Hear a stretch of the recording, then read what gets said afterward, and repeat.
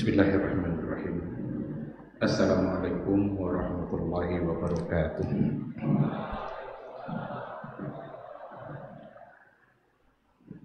Innal hamdalillah nahmaduhu wa nasta'inuhu wa nastaghfiruh wa na'udzu billahi min shururi anfusina wa min sayyiati a'malina.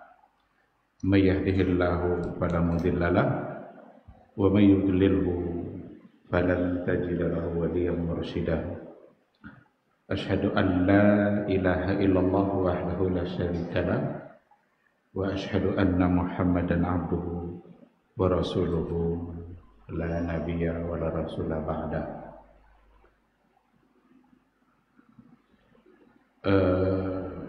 Yang saya hormati Mudirul Ma'had al-asatidzah wal musyrifin, yang saya hormati orang tua wali murid yang berhadir pada siang hari ini atau pada pagi menjelang siang, dan al-ikhwah talabatul ilm, wajah-wajah surga sekalian. Mudah-mudahan terus semangat untuk menuntut ilmu, karena menuntut ilmu itu adalah jalan tercepat untuk menuju surga. Hadisnya adalah man salaka tariqan yaltamisu fihi ilman sahalallahu lahu tariqan ilal jannah. Siapa yang menempuh satu jalan untuk mendapatkan ilmu, Allah mudahkan baginya jalan menuju surga. Sekarang kalian berada di sini, niatnya hanya satu, untuk mendapatkan ilmu. Mudah-mudahan segera masuk surga. Segera masuk surga, berarti harus mati dulu. Berarti segera mati. Segera didekatkan kita kepada surganya Allah. Ikhwati fillah, pantas kita bersyukur kepada Allah Subhanahu wa taala pada pagi hari ini. Alhamdulillah kita dimudahkan untuk berada di tempat yang paling mulia. Tempat yang paling mulia adalah masjid. Khairu biqa'il ardi masajiduha. Tempat yang paling baik di muka bumi Allah adalah masjid-masjidnya.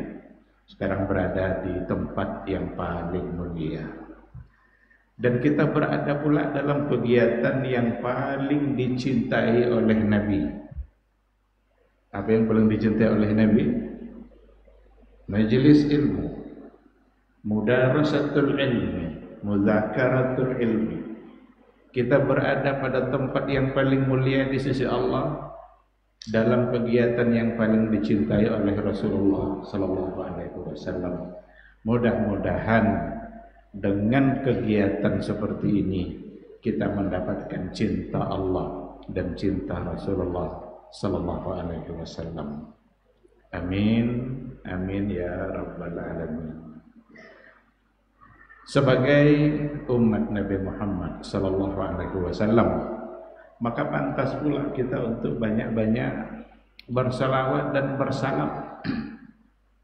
Apa arti salawat dan salam? Apa arti dari salawat dan salam? Mendoakan? Siapa yang tahu? Apa arti bersalawat dan bersalam untuk Nabi? Dari yang tahu? Mendoakan kebaikan dan keselamatan untuk Nabi. Sekarang pertanyaannya, apakah Nabi perlu didoakan selamat?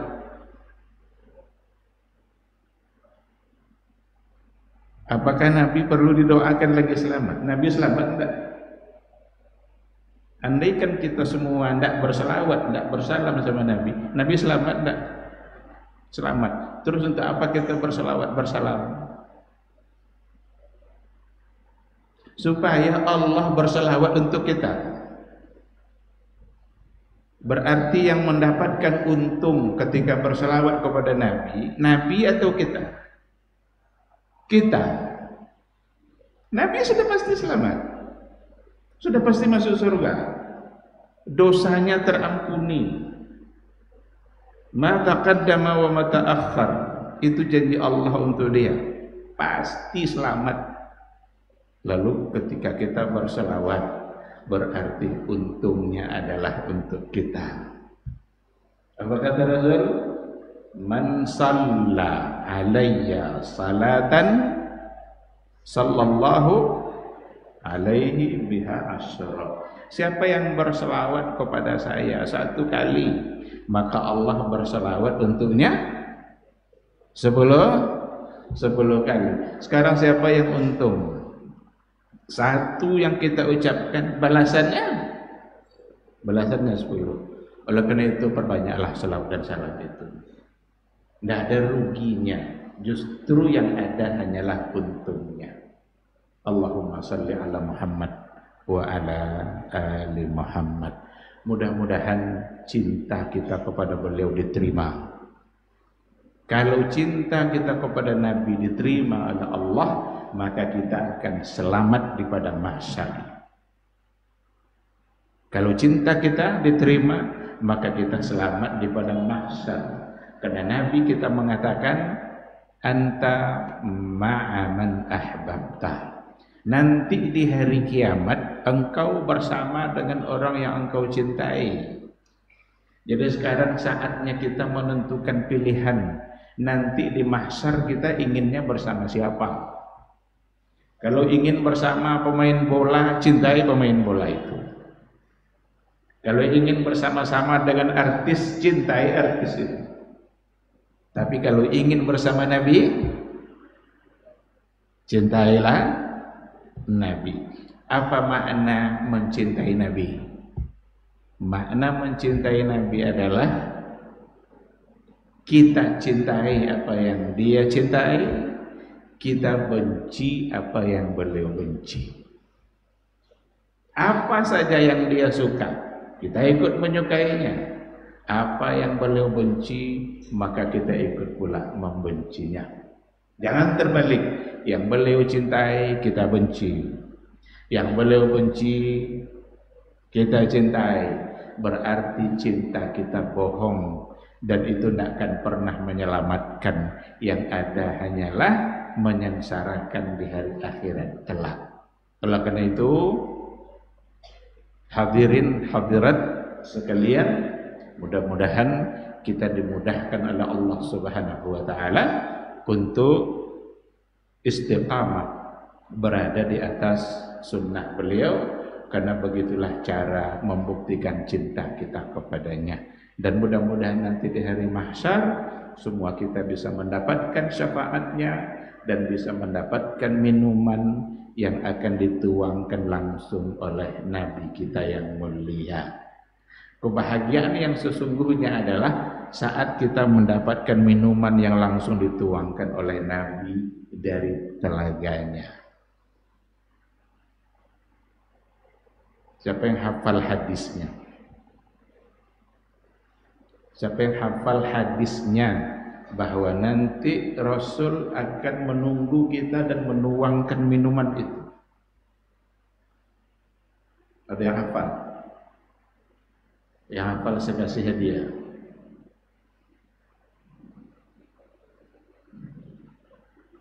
Ada?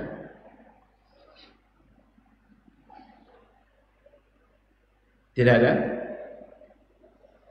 Ini wajib kalian hafal ini. Kebahagiaan yang sesungguhnya adalah saat kita mendapatkan minuman. Coba bayangkan, di dunia kita tidak pernah berjumpa sama Nabi, tapi di akhirat kita berhak mendapatkan minuman. Nabi langsung tuangkan, kita ambil dari tangannya, kita minum. Ana faratukum fil haud.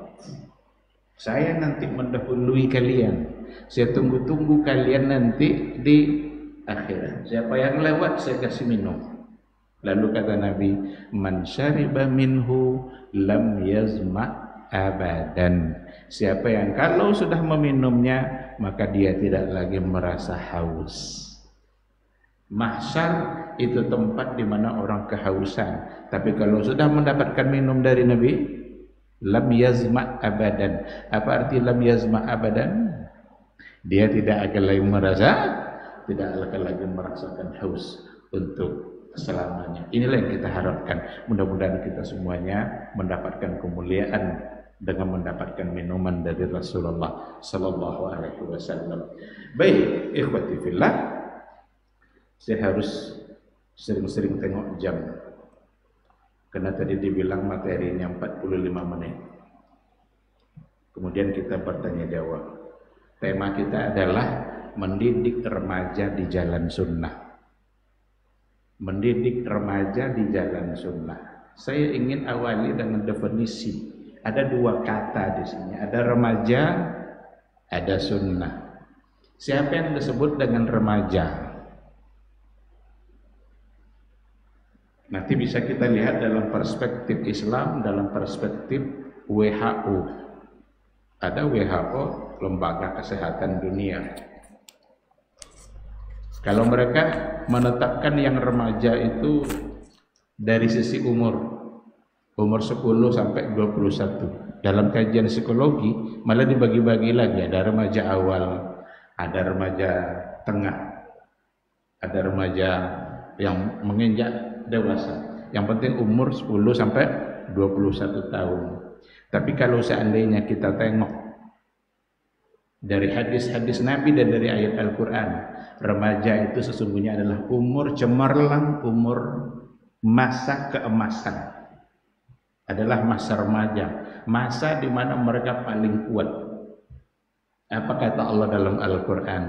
Allahul ladzi khalaqakum min dha'fin tsumma ja'ala min ba'di dha'fin quwwah tsumma ja'ala min ba'di quwwatin dha'fan wa syaiba. Allah lah yang telah menciptakan kamu min dha'fin, awalnya lemah. Kalian lahir, kita lahir dalam keadaan lemah. Kita tidak bisa berbuat apa-apa.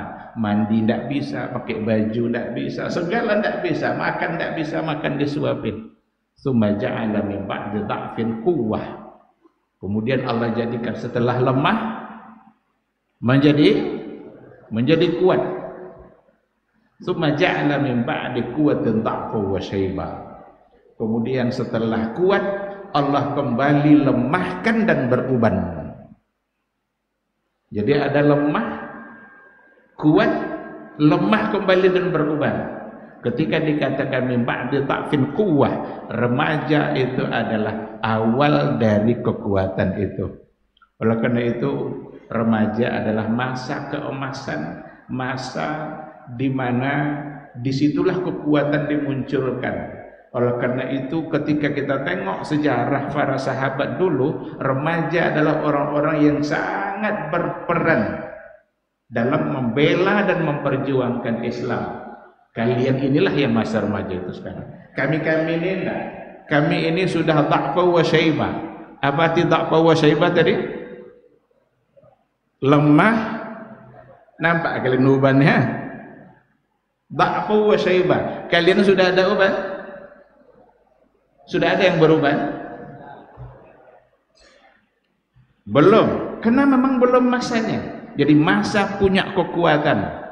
Kalau kalian baca sejarah Usamah ibn Zaid ibn Haritha, salah satu dari sahabat Nabi kita yang sangat mulia, dikirim oleh Nabi sebagai pemimpin pasukan ke wilayah Syam, menjadi panglima perang. Berapa umurnya? Usamah bin Zaid dipimpin oleh Nabi menjadi pemimpin pasukan perang, dikirim. Umurnya 17 tahun. Sab'ata asyara sana. Anta kam umruka al-an? Ka? Sittata asyar. Man umruhu sab'ata asyar? Siapa yang umurnya 17 tahun? 17 atau sab'ata asyar. Usamah bin Zaid menjadi pemimpin perang. Umurnya Sama dengan Mas'ud Ali. Usamah bin Zaid memimpin perang ke wilayah Syam, dikirim oleh Nabi. Sama umurnya dengan umur Arif. 17 tahun. Tapi karena ketika itu Nabi menjelang kematiannya, akhirnya diundur, tidak diberangkat. Jadilah Khalifah Abu Bakar setelah memimpinnya. Setelah Nabi wafat, Abu Bakar menjadi pemimpin. Abu Bakar kembali mengirimkan pasukan itu dengan pemimpin yang sama, yaitu Usamah. Ada sahabat yang agak-agak protes, dia kan masih kecil tuh, 17 tahun. Kok dijadikan pemimpin? Apa kata Abu Bakar? Saya tidak ingin merubah sesuatu yang telah ditetapkan oleh Rasulullah Sallallahu Alaihi Wasallam. Ketika Nabi sudah menetapkan, tidak mungkin saya rubah. Yang ingin saya katakan, ada seorang remaja yang pernah memimpin perang padahal umurnya 17 tahun. Berarti masa keemasan, masa yang sangat kuat. Maka istilah-istilah remaja sebenarnya dalam Al-Quran, dalam hadis-hadis Nabi tidak diberikan. Kalau dalam psikologi itu kan ada remaja, ada pemuda. Tapi kalau kita tengok hadis-hadis Nabi, itu dibahasakan bisa dengan syabun, bisa dengan fityah. Innahum fityatun amanu birabbihim wa zidnahum huda. Ma makna fityah? Innahum fityatun, pemuda, sesungguhnya remaja. Kalau kita tengok hadis-hadis Nabi, ada sab'atun yuzilluhum Allahu yawma la zilla illa zilluh.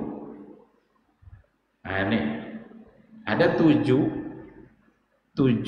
golongan yang mendapatkan naungan nanti di hari akhirat. Tidak ada naungan kecuali naungan Allah.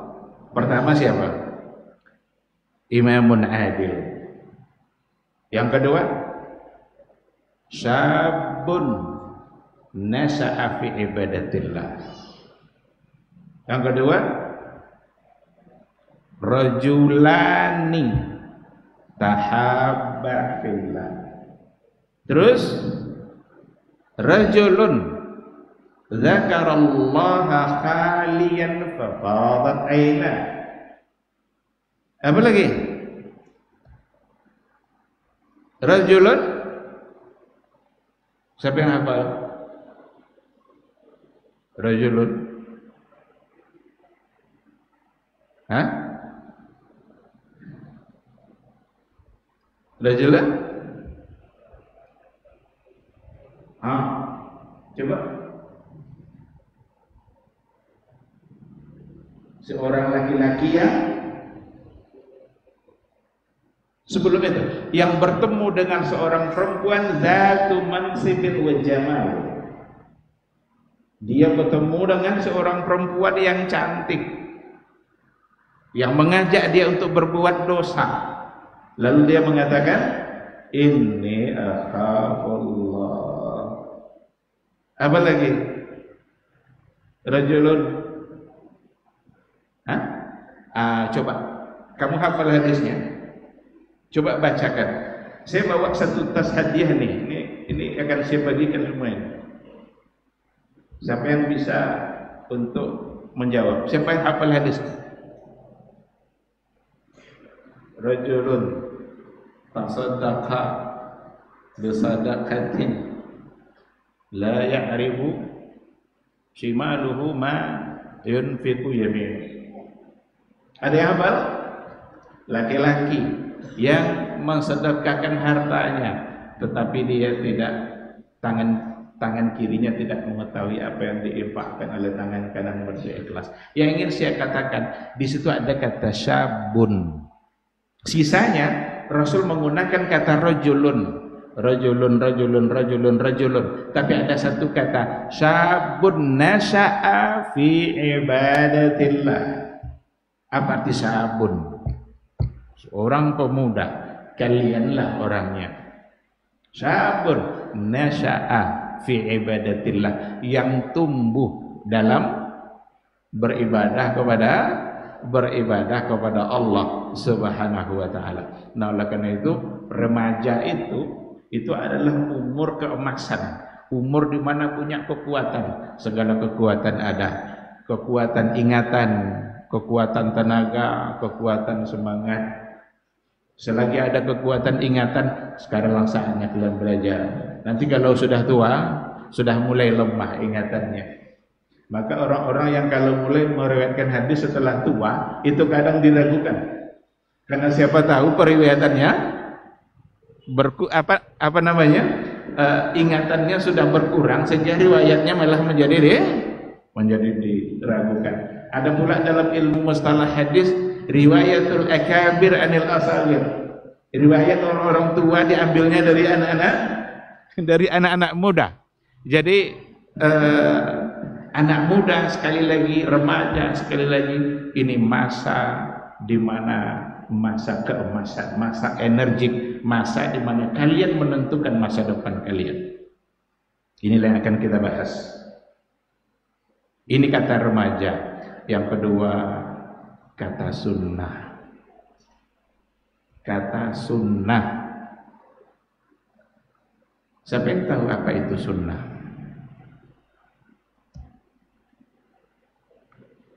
Apa itu sunnah? Siapa yang bisa menjawab? Ini berhasil kayaknya guru Ibnu Jarir mengajar mereka punya sifat malu. Tapi saya ingin katakan, tempatkan malu pada tempatnya. Sekarang tidak saatnya malu.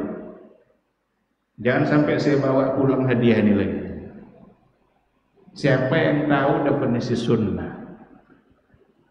Sunnah adalah tafadhal, qum.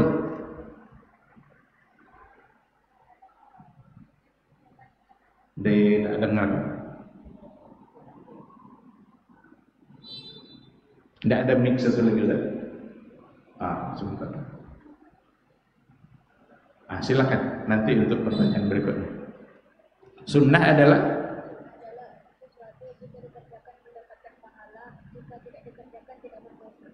sesuatu jika dikerjakan mendapat pahala, jika ditinggalkan tidak berdosa. Bukan sunnah itu, sekarang sunnah Nabi.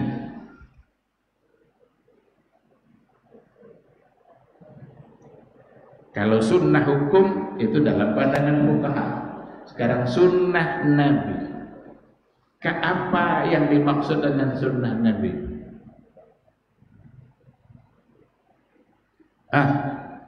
Tahu?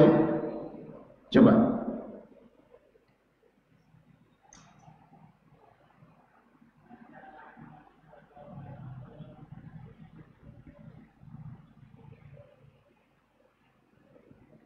Maja'a anin Nabi sallallahu alaihi wasallam min qaulin au fi'lin au taqririn. Cukup sampai di situ. Itu untuk sunnah. Kalau dilanjutkan nanti au sifatin khalqiyah wa khuluqiyah, itu untuk hadis. Pertanyaan berikutnya nanti, apa artinya?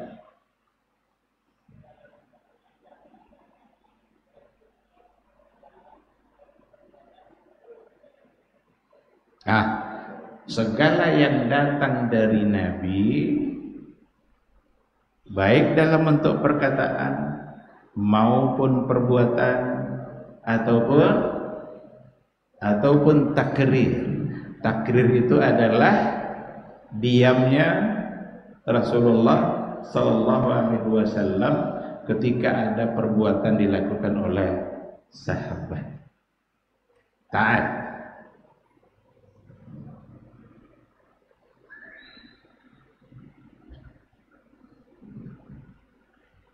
Nih hadiah buku, judulnya Berinteraksi dengan Hadis Nabi. Untuk tahu makna hadis, tengok di dalam.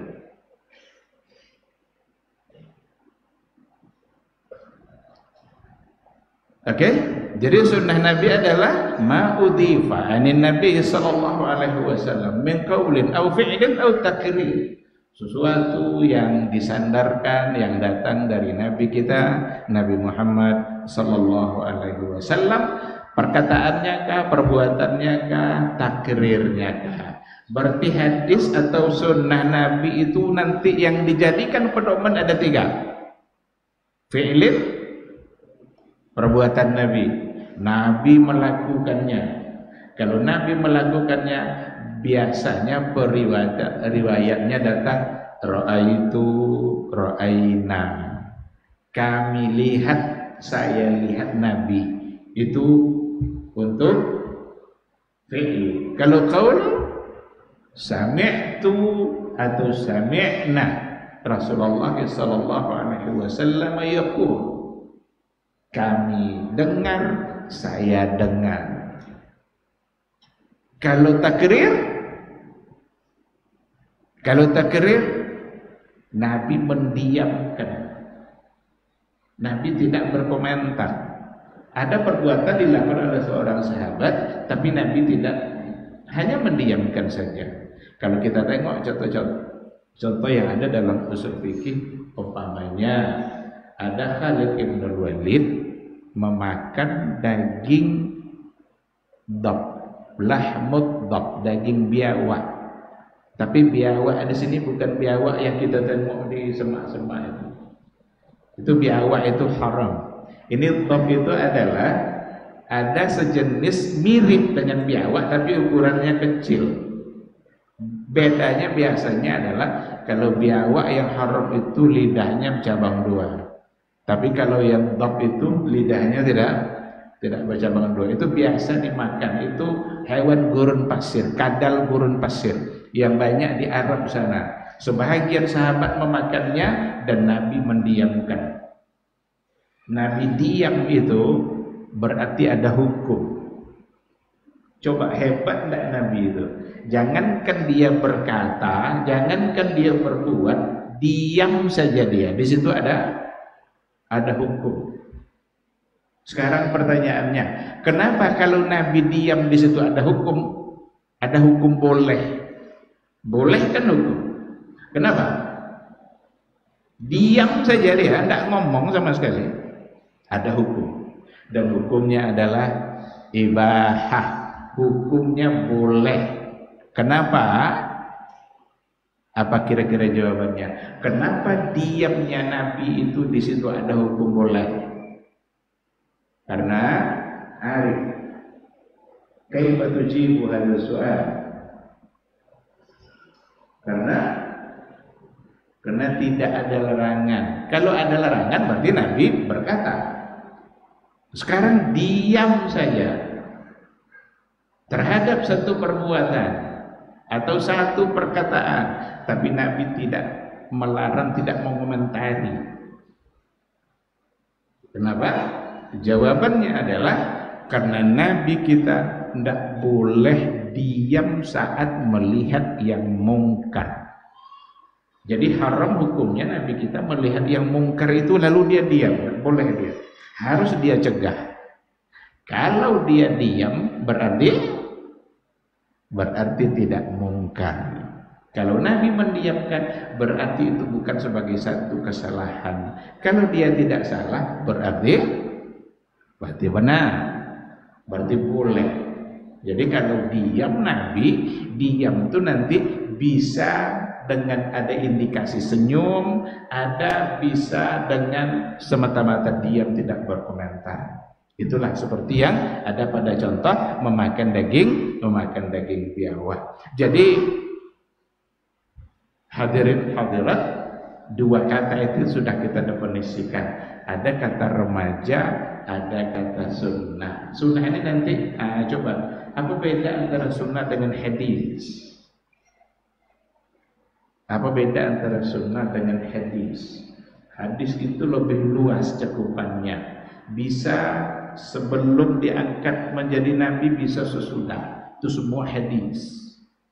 Tapi yang namanya sunnah adalah sesuatu yang datang dari nabi kita setelah dia diangkat menjadi rasul. Itu semuanya sunnah. Kenapa digolongkan kepada sunnah itu hanya yang datang dari Nabi setelah menjadi Rasul? Dikarenakan oleh yang datang dari Nabi sebelum diangkat menjadi Rasul, dia tidak menjadi sumber hukum. Nah, baik, nanti bisa kalian pelajari lebih luas bersama guru-guru kalian. Sekarang mendidik remaja di jalan sunnah, mendidik remaja di jalan sunnah, mendidik anak-anak muda sesuai dengan yang datang dari Nabi kita. Berarti panduan pendidikan kita mesti datang dari Rasulullah Sallallahu Alaihi Wasallam. Karena yang datang dari Nabi kita berarti itu adalah sunnah. Tidak akan pernah kita berhasil mendidik satu generasi kalau seandainya kita mencari cara lain selain daripada yang diajarkan oleh Rasulullah SAW. Poin pertama yang ingin saya sampaikan, apa yang harus kita ajar? Dari mana kita memulainya? Kalau kita mau mendidik remaja, dari mana kita memulai? Pertama kali yang harus kita didik adalah akidah, tauhid, iman. Yang pertama sekali adalah akidah tauhid. Coba saya tanya lagi, apa beda antara akidah dengan tauhid?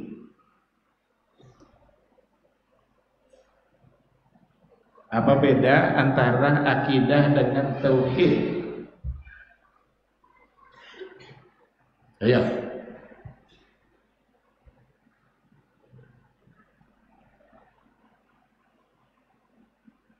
La yanalul ilma ithnan, al-mustahi wal mutakabbir. Dua orang yang tidak akan pernah mendapatkan ilmu dan keberkahan. Dalam ruangan ini ada dua orang yang tidak akan pernah dapat ilmu. Tapi Nabi tak sebut nama, Nabi sebut sifatnya. Al-mustahi wal mutakabbir. Yang malu dan yang sombong. Ini dua ini tidak akan pernah mendapatkan ilmu dan keberkahan. Al-mustahi wal mutakabbir. Jadi kalau kita tidak tahu, jangan malu. Kalau sudah tahu, jangan sombong. Nah, siapa? Apa beda antara akidah dengan tauhid? Ini pertama kali yang harus ditanamkan kepada para remaja, dan itu yang dilakukan oleh Rasulullah SAW. Akidah kita bicara iman secara luas, tapi kalau tauhid kita fokus bicara tentang Allah Subhanahu wa Ta'ala. Maka akidah itu lebih luas. Ada iman kepada hari kiamat, iman kepada Rasul, itu bagian dari akidah. Iman dari percaya kita bahwa ada azab kubur, ini bagian dari akidah. Percaya kita kepada para malaikat. Tapi kalau kita bicara tauhid, kita fokus bicara tentang Allah. Bagaimana kita mentauhidkan Allah pada rububiyah, pada uluhiyah, pada asma wa sifat. Kalau begitu, mana yang lebih luas, tauhid atau akidah? Yang lebih luas adalah akidah. Karena akidah cakupannya masuk ke dalamnya semua yang menjadi bagian dari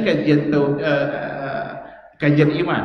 Tapi kalau kita bicara tauhid, kita fokus bicara tentang Allah. Nabi kita, Nabi Muhammad SAW, sedari kecil, dari awal, Nabi kita sudah mengajarkan para sahabat itu tentang Allah.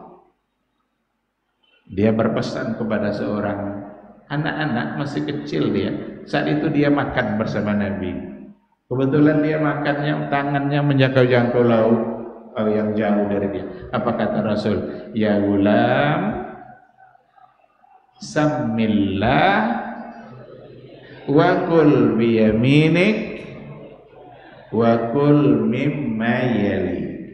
Pertama kali pesan Nabi di situ apa? Sammillah. Ini sesungguhnya persoalan tauhid. Kalau kita makan, ingat siapa yang memberikan kita rezeki. Kalau kita minum, ingat siapa yang memberikan kita minum. Yang memberikan kita rezeki adalah Allah. Maka yang pantas untuk kita sebut saat kita memakan dan meminumnya adalah nama Allah. Ini yang ditanamkan. Sekarang kalau kita minum obat, apa yang kita baca? Bismillah. Apa makna ini semua?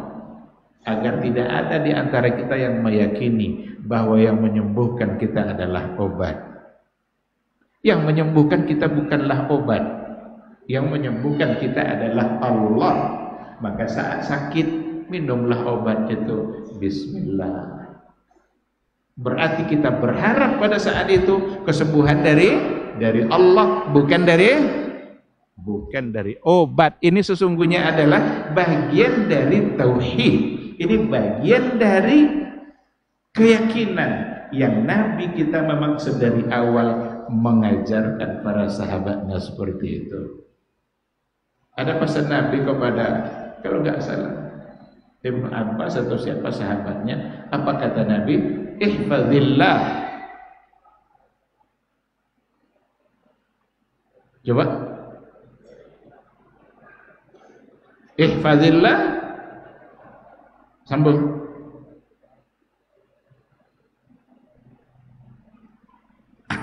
Ihfazillah yahfazka. Ihfazillah tajidhu tujah. Ini makna tauhidnya luar biasa. Jagalah Allah, niscaya Allah akan menjagamu. Jagalah Allah. Sekarang pertanyaannya, apa perlu Allah kita jaga? Apa makna jagalah Allah? Jagalah, yang dijaga tuh sekarang apa? Allahnya atau apa? Aturan main dalam kehidupan yang datang dari Allah. Jagalah Allah, mana yang halal, mana yang haram. Kalau yang haram berarti tinggalkan, yang halal ambil. Jagalah Allah berarti jaga, amalkan aturan-aturan Allah dalam kehidupan. Ya wazka, niscaya Allah pasti akan menjagamu. Ihfazillah tajidhu tujahak. Jagalah Allah, niscaya engkau akan mendapatkannya di hadapanmu. Apa makna? Ada Allah di hadapan kita, nampak sama kita. Apakah kalau kita sudah taat lalu kita temukan Allah di hadapan kita? Kan itu maksudnya. Setiap kali kita mau melangkahkan kaki, tidak akan pernah bisa kita langkahkan kaki kita kecuali kepada hal-hal yang diridhai oleh Allah Subhanahu wa taala.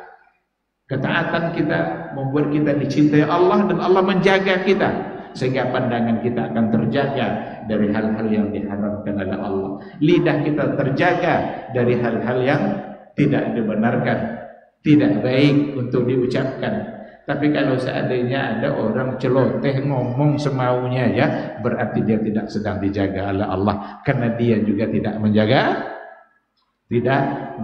Allah Subhanahu wa taala.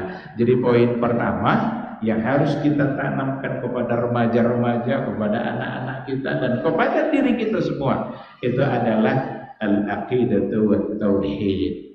Coba andaikan kita percaya kepada malaikat Allah, selamat kita. Siapa contoh malaikat yang ada dalam kehidupan kita? Malaikat berapa jumlahnya? Berapa jumlah malaikat? 10. Banyak. Berapa? Malaikat itu banyak berjibun, tidak tahu kita jumlah. Ada yang disebutkan oleh Allah namanya, ada yang disebutkan fungsinya. Jumlahnya sangat banyak sekali. Ada yang kerjanya saja yang disebutkan. Setiap pagi ada 2 malaikat yang mencari-cari 2 orang pula. Di setiap jengkal bumi ada malaikat yang bertasbih memuji Allah.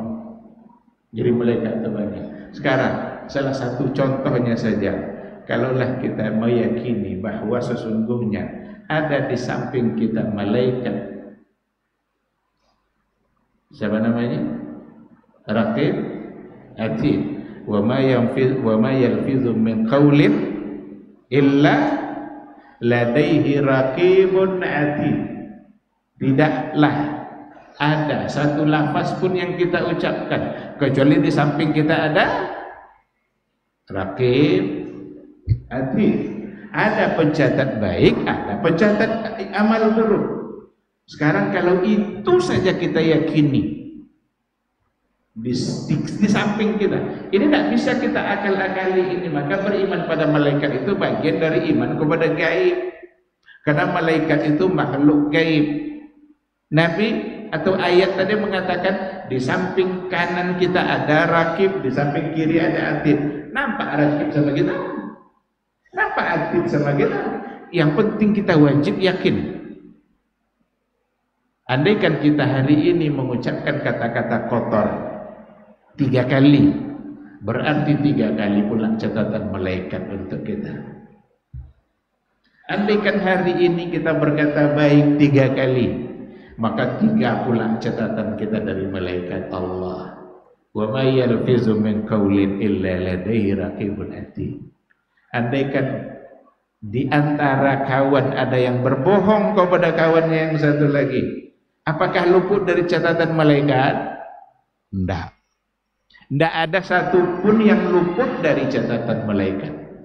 Karena wa ma yalfizu min qaulin illa ladaihi raqibun atid. Apapun lafaz yang kita ucapkan, maka ada malaikat. Maka beriman kepada malaikat itu membuat kita akan menjadi taat kepada Allah Subhanahu wa ta'ala. Karena ujung-ujungnya memang mengimani itu tujuannya adalah untuk kekuatan iman kita kepada Allah, untuk tauhid kita. Mesti itu ujungnya. Apapun persoalan akidah mesti berujung pada ketaatan kita kepada Allah dan kepada Rasulullah sallallahu alaihi wasallam. Jadi yang pertama sekali yang harus kita tanamkan adalah tauhid. Dulu nabi kita berhasil merubah jahiliyah menjadi ilmiah. Jahil berubah menjadi alim. Kebodohan berubah menjadi ilmu pengetahuan. Berhasil nabi kita karena memang yang pertama kali ditanamkan adalah tauhid. Diingatkan kita kepada siapa pencipta kita, diingatkan kita kepada tujuan kita hidup, diingatkan kita kepada akhirnya hidup kita ini kemana, siapa yang memberikan kehidupan, untuk apa kita hidup, dan kemana setelah kehidupan.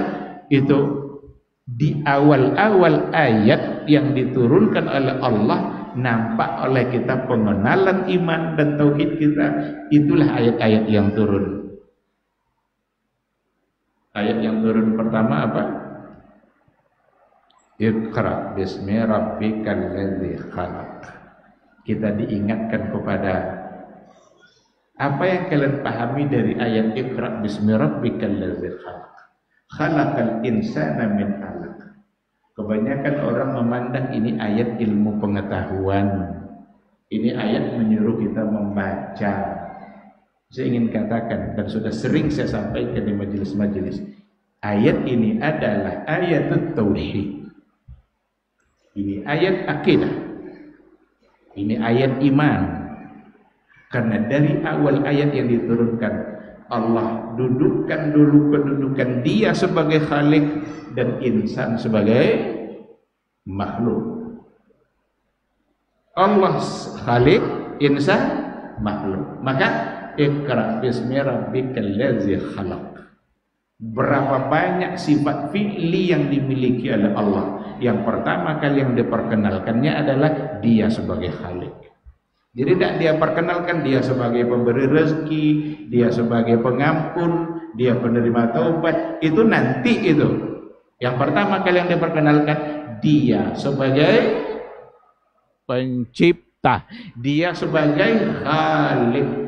Siapa yang diciptakannya? Khalaqal insan. Berarti insan makhluk, Allah khalik. Khalik punya semua sifat kelebihan, makhluk punya semua sifat kelemahan. Yang mulia khalik, yang hina makhluk, yang kaya khalik, yang miskin makhluk, yang besar, yang kecil. Andaikan ini saja kita pahami, ada satu pertanyaan, pantaskah kita yang hina ini mendurhakai dia yang mulia? Pantaskah kita yang kecil ini mendurhakai dia yang besar? Pantaskah kita yang berharap lalu mendurhakai dia yang selalu memberikan harapan kita?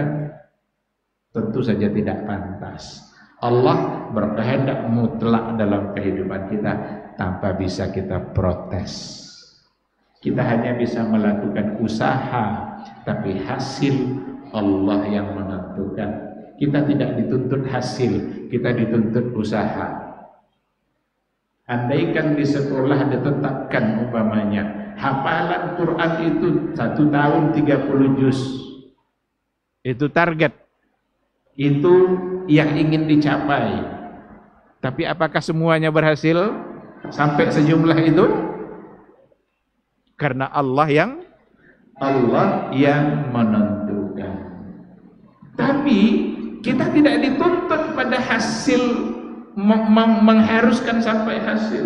Kita dituntut melakukan ikhtiar. Jadi kalau seandainya tidak sampai, andaikan tidak tercapai, tidak ada yang perlu dimarahin. Yang perlu dimarahin itu adalah kalau seandainya dia tidak melakukan kerjanya, malas-malasan dia, ini kok. Atau memang jadi belum hafal sih rumus mik di Ibnu Jarir. Nah, jadi kita yang dituntut itu proses, hasil enggak. Yang salah adalah kalau kita tidak melakukan proses, malas-malasan, orang semua menghafal, dia enggak, silakan dihukum. Tapi kalau target tidak capai, jangan dihukum. Karena Allah yang menentukan. Ini dalam kehidupan kita. Kalau seandainya kita berobat ke dokter, pasti sehat.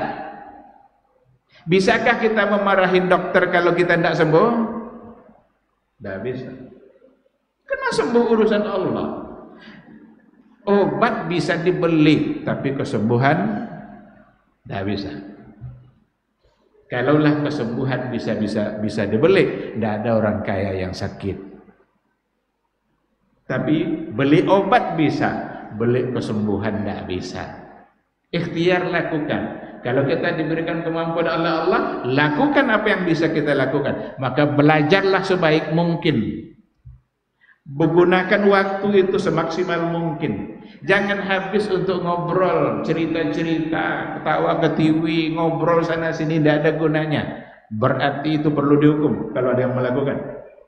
Karena ikhtiar dia tinggalkan. Tapi kalau pencapaian yang tidak dapat, itulah ketentuan Allah. Abdurrahman, Rabi' bin Abdurrahman, kalau nggak salah itu namanya, salah seorang dari muridnya Imam Syafi'i. Agak lambat dia menerima pelajaran itu. Diajarkan oleh Imam Syafi'i, paham? Fahimta? Belum. Diulang lagi sama Imam Syafi'i, fahimta? Yang lain dah paham. Sudah 40 kali tidak paham-paham. Allah masih menentukan, karena ada pelajaran besar yang ingin diberikan oleh Allah melalui dia. Apa kata Imam Syafi'i? Wahai muridku, inilah kemampuan saya dalam mengajar kamu. Usaha semua sudah dilakukan. Sekarang perbanyaklah doa kepada Allah supaya Allah bukakan hati kamu untuk mendapatkan ilmu. Benar-benar dia bermunajat, memohon kepada Allah agar dibukakan hatinya mendapatkan ilmu, dan pada akhirnya jadilah dia murid Imam Syafi'i yang sangat terkenal, bahkan pembela mazhab yang menyampaikan pendapat Imam Syafi'i kemana-mana menyebarkannya. Ini kita harus belajar dari itu. Maka inilah kekuatan iman, kekuatan tauhid, keyakinan kita kepada Allah bahwa segala-galanya Allah yang menentukan, karena memang Dia adalah Khalik, Dia yang menciptakan, Dia yang memberikan kita kehidupan, Dia yang memberikan aturan main dalam kehidupan. Tidak boleh kita langgar. Dan kita harus tahu untuk apa kita hidup dan kemana kita setelah kehidupan. Coba, kullu nafsin bima kasabat rahina. Apa artinya? Semua jiwa bima kasabat, dengan apa yang telah dia usahakan, rahina, akan dia pertanggungjawabkan. Itu di surat apa? Di surat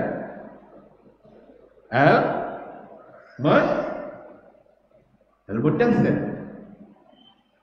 Al-Mudaththir, kullu nafsin bima kasabat rahina. Kapan turunnya surah Al-Mudaththir? Di awal-awal turun Iqra, turun lagi Al-Mudaththir. Ulama tafsir berbeda. Ada yang bilang Muzammil setelah Iqra, ada yang bilang Mudaththir. Tapi kebanyakan bilang Mudaththir, orang yang berselimut. Coba, yang kedua turun, surat yang kedua turun, itu sudah bicara tentang kullu nafsin bima kasabat rahina. Semua jiwa terhadap apa yang dia lakukan akan dipertanggungjawabkan di hadapan Allah. Tidak ada satupun yang tidak kita pertanggungjawabkan. Ada yang nakal sama kawannya, pertanggungjawabkan nanti. Ada yang diam-diam nyuri sambal, pertanyaan ada nanti, pertanggungjawabnya di hadapan Allah. Ada catatan kawan yang baik-baik, dia robek karena dia tidak bisa buat sebaik itu, akan dipertanggungjawabkan. Yang coba-coba ambil barang kawan Fatimah, Hasan umurnya 6 tahun. Satu ketika nampak oleh Nabi, Hasan ini mengambil kurma zakat. Dia masukkan ke dalam mulutnya.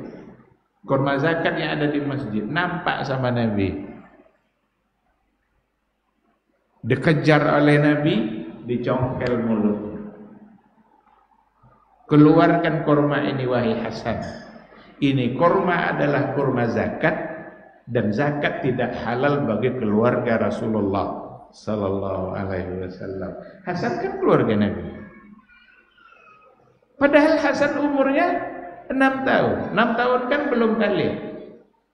Nabi sedang mencontohkan sebagai seorang ayah, jangan tunda menyebutkan mana yang haram, mana yang halal itu kepada anak-anaknya. Kita sebagai orang tua kadang pulang anaknya tiba-tiba bawa permen, pernah tidak ditanya? Ini permen dari mana? Kamu dapat dari mana? Jangan-jangan dicurinya. Pulang-pulang bawa mangga. Ayahnya disuruh bilang, lama yang bawa main sekene. Seharusnya tanya dulu, ini mangga dari mana? Kenapa sering tidak ditanya? Dia kan masih kecil, anak kecil kan belum tercatat dosanya. Belum balik itu kan belum ada pencatatan malaikat itu. Tapi Nabi tidak. Riwayat itu mengajarkan kita. Nabi sedang mengajarkan para ayah, para ibu, jangan tunda untuk menyampaikan mana yang haram, mana yang halal. Karena itu akan sangat berbekas nanti bagi anak setelah dia dewasa. Jadi dimulai dari akidah, diikutkan nanti dengan persoalan ibadah, kenalkan mana yang halal, mana yang haram, dan yang tidak kalah pentingnya adalah adab. Adab itu luar biasa. Bahkan para ulama dulu lebih lama belajar adab daripada belajar ilmu.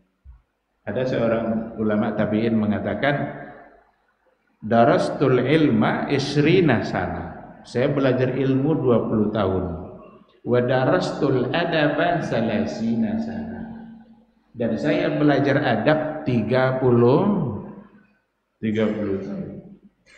Dulu ulama-ulama dulu didandanin sama orang tuanya, sama ibunya, disuruh belajar. Pergilah kamu belajar kepada Syekh Fulan. Lalu dia bilang begini, andaikan dalam waktu 3 hari kamu belajar, lalu adabmu tidak berubah, anta lasta ahlan lil ilmi. Kalau begitu, engkau tidak akan menjadi ahli ilmu. Jadi 3 hari belajar, tidak berubah adabnya, kamu tidak pantas jadi ahli ilmu. Maka ahlul ilmi mesti ada adabnya. Dan adab mesti diikutkan dengan ilmu.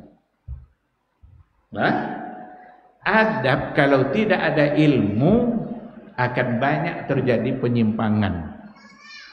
Banyak orang yang ingin menerapkan adab tapi tidak ada ilmu atau tidak berdasarkan ilmu. Ada kiai kalau mau bersalaman dengan dia mesti merangkak, itu katanya adab. Tapi adab itu bukan seperti itu.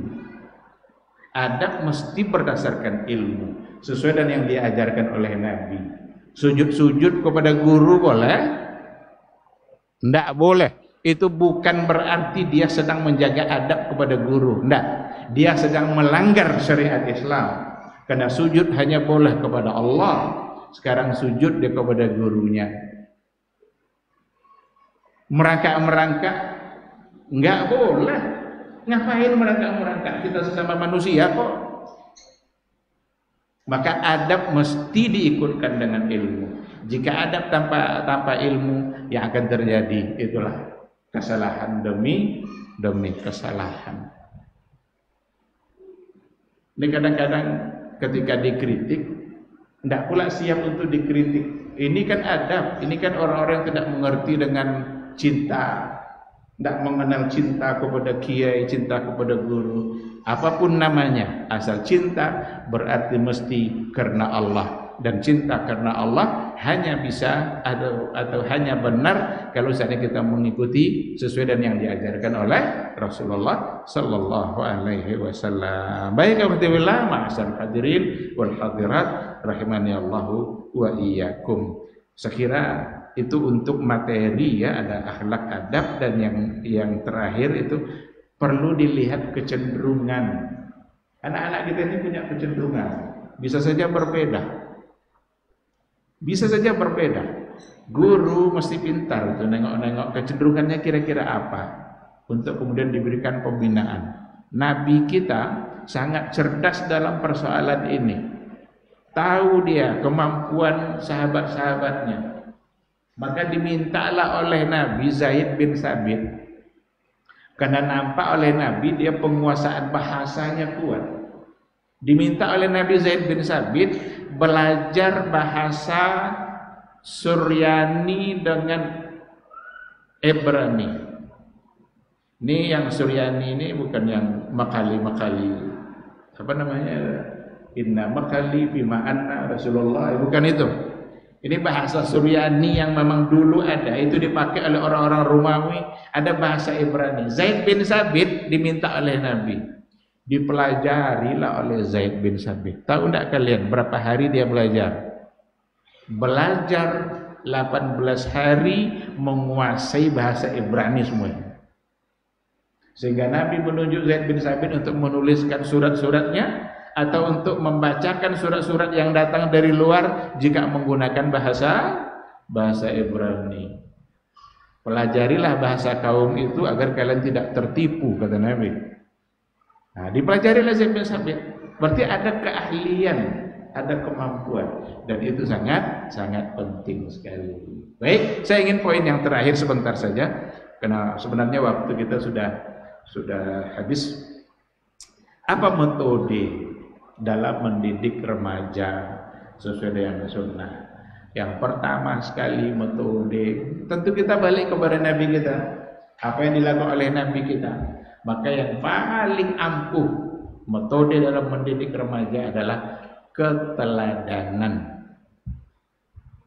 Al-qudwatul hasanah.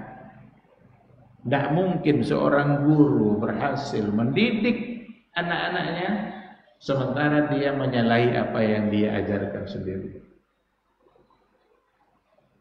Ingat dulu waktu di pondok, kita kan masih kecil-kecil tuh. Yang bangunkan kita kan kelas 7, yang besar-besar. Disiram gua pakai ayu subuh-subuh, setelah itu nyolok. Salat katanya. Nah, sebagian mereka setelah itu. Yang penting di sini adalah keteladanan. Apa yang diajarkan, al-haq yang diajarkan, mesti guru yang lebih mendahului, orang tua yang lebih mendahului. Ini kita bicara tidak fokus pada guru, tapi orang tua yang punya anak, keteladanan sangat penting. Sangat penting. Nak, kamu jangan merokok ya ini. Hanya sebungkus saya ayahnya. Dan harus sejalan antara orang tua dengan program yang ada di sekolah. Contoh, di sekolah kita diajarkan hindarkan telinga kalian untuk mendengarkan musik-musik. Itu adalah suruling syaitan. Dipelajari oleh anak-anak kita. Alhamdulillah, anak-anak kita sudah memahami semuanya. Tapi ketika liburan, orang tua jemput anaknya di mobil sambil jalan pulang, isinya musik. Gimana kira-kira? Gimana bisa berhasil? Hilang semua ilmu teori yang di pondok ini hilang. Ketika sudah bersama orang tuanya. Maka orang tua mesti juga mengenali, mesti tahu mana yang dibolehkan agama, mana yang tidak dibolehkan, mana yang baik, mana yang buruk, supaya kita berhasil di dalam mendidik anak-anak kita. Ada lagi di antaranya referensi yang mesti muktabar. Rujukan kita harus jelas. Kita menyuruh harus begini, apa rujukannya, apa referensinya? Benar enggak Nabi kita menyuruh seperti itu? Kita melarang, jangan-jangan ternyata boleh. Berarti kita salah dalam memberikan rujukan dan referensi. Baik, saya kira mungkin ya ada poin-poin yang tidak mungkin untuk saya sampaikan mengingat waktu, apalagi tadi ada tanya jawab tadi. Jika ada ya, kalau seandainya ada pertanyaan satu atau dua pertanyaan dipersilahkan.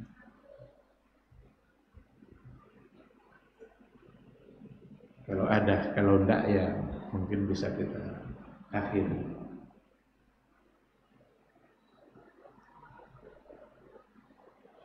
Ada pertanyaan? Baik dari orang tua. Ya, baik, saya kira tidak ada. Kalau tidak ada, mungkin sampai di sini materi kita pada hari ini. Saya mohon maaf, mungkin banyak hal-hal yang kurang pas, kurang berkenan, atau mungkin ada hal-hal yang seharusnya tersampaikan tapi tidak. Itu semua mohon dimaafkan. Namun setidaknya apa yang tadi sudah kita sampaikan bisa menjadi ilmu. Semua kita punya harapan yang sama. Semua ayah, semua ibu pasti punya satu harapan yang sama, bahwa anaknya tumbuh menjadi orang yang baik, tumbuh menjadi orang yang taat kepada Allah, untuk kemudian nanti sama-sama mendapatkan surganya Allah Subhanahu wa ta'ala. Terima kasih dan mohon maaf. Subhanakallahumma wa bihamdika asyhadu an la ilaha illa anta astaghfiruka wa atubu ilaik. Wassalamualaikum warahmatullahi wabarakatuh.